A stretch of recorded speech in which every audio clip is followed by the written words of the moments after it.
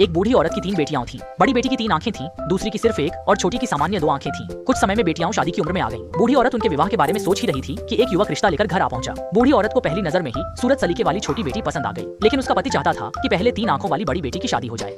युवक यह देखकर मजबूरन चला गया। फिर वृद्धा और दोनों बड़ी बहनें छोटी बेटी पर गुस्सा निकालने लगी। उसे खाना नहीं देती और रोज भूखा ही भेड़ें चराने भेजती। छोटी बेटी चराते चराते रोती रहती। पास ही एक मेमना आकर धीरे से पूछता कि क्या हुआ। उसकी परेशानी समझकर उन्होंने एक गुप्त संकेत तय किया। जैसे ही छोटी बेटी वह संकेत कहती, मेमना खाने पीने से भरी मेज ले आता। उसकी मदद से छोटी बेटी को खाने पीने की चिंता नहीं रही। पर कुछ ही दिनों में वृद्धा और बहनों को शक हुआ। वे उसे खाना नहीं देती थी, फिर भी वह दुबली नहीं हुई। तब तीनों ने निगरानी करने का फैसला किया। पहले एक आंख वाली दूसरी बहन को भेजा गया। छोटी बेटी ने मौका पाकर उसे बहला फुसलाकर सुला दिया। फिर तुरंत गुप्त संकेत कहकर मेमने को बुलाया और बहन के जागने का इंतजार करने लगी। उसने कुछ नहीं देखा, इसलिए गुस्से में घर लौट गई। अगले दिन उन्होंने टोह के लिए 3 आंखों वाली बड़ी बहन को भेजा। छोटी बेटी ने वही तरीका अपनाकर उसे सुला दिया, पर उसे पता नहीं था कि बड़ी बहन की लटों के नीचे वाली तीसरी आंख बंद नहीं हुई थी। छोटी बेटी ने मेमने को बुलाकर खाने पीने की चीजें मंगवाई। वह सब उसने देख लिया। घर जाकर उसने सच्चाई बता दी। तीनों ने बेरहमी से मेमने को मार डाला। छोटी बेटी दुख से टूट गई, लेकिन सपने में एक बुजुर्ग ने सलाह दी कि मेमने की हड्डियां और सींग जमीन में बो दे। अगली सुबह छोटी बेटी चुपके से भोजन कक्ष के बाहर निकली। तभी बड़ी बहन शाओ यांग के बचे हिस्से, हड्डियां और भेड़ के सींग बाहर फेंक रही थी। छोटी बेटी ने तुरंत उन्हें आंगन में गाड़ दिया। अगले दिन आंगन में सुनहरे सेब का पेड़ उगाया। उसके फल सिर्फ छोटी बेटी ही तोड़ पाती थी। बाकी लोग कितना भी हाथ बढ़ाए पहुंच नहीं पाते थे। कुछ समय बाद वही युवक फिर से वहां से गुजरा।